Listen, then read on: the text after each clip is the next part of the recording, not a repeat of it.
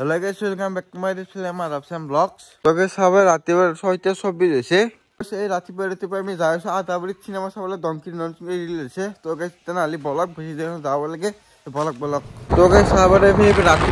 কেন কত পুলিশ একটু ঠান্ডা কে ঠান্ডা কপি আমি আই ফেলে আই বলো আগে সে গণেশ মন্দির এটা গণেশ মন্দির খেয়া করে আমি যাইছো আমি তো তাতে দুজন লগ চলে যাব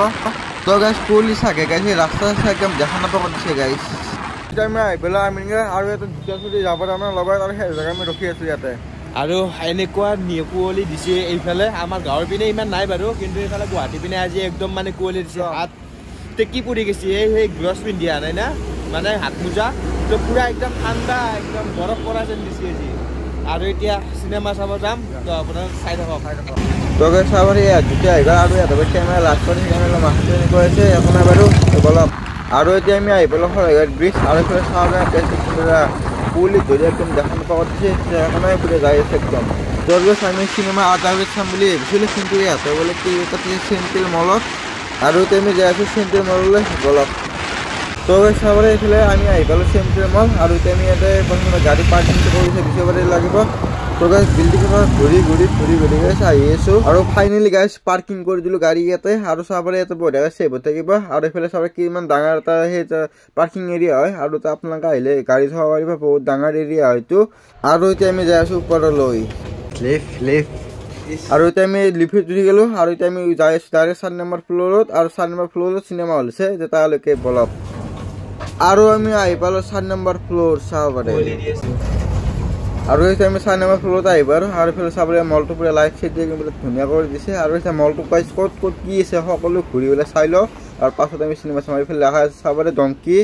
লাগি দিছে আর এতে ফটো উঠিয়ে ঠিক আছে ভালো সিনেমা হলে আর ফেলে সবাই ডঙ্কি আজ ডঙ্কি চাবা লাগিব আর চলি ফেলে ফটো উঠিছে পুরা তো গাইস আমি এটা মানুষ যাইলে সবাই মানুষ পুরো একদম ফুলে গল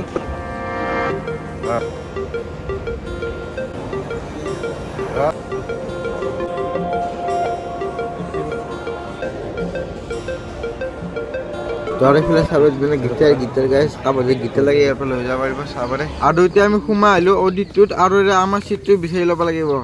আর ওইতে আমি সিটত বহি আছো আর ফেলে সবাই মোৰ লগলে আতে বহি আছে আৰ সবাৰে হেতে বহি আছে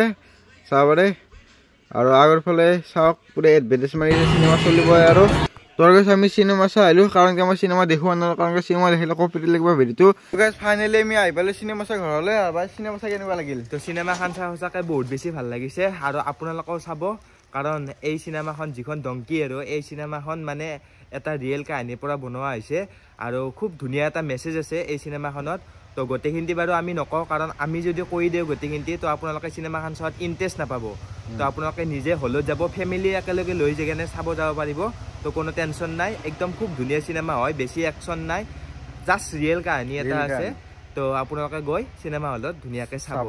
সকলো যেটো বেয়া কৈ দিলে সিনেমা বহুত রিয়েল কাহিনী হয় আৰু গাইস আপোনাৰ সিনেমা চাব আৰু গাইস ভিডিওটো আজি আহাতে দিলে ভিডিও পিছ ভালে লাইক কৰি দিবা শেয়াৰ কৰি দিবা লগতে মোৰ চেনেলটো সাবস্ক্ৰাইব কৰি দিবা আজিলৈ মানে বাই বাই জয় অসম।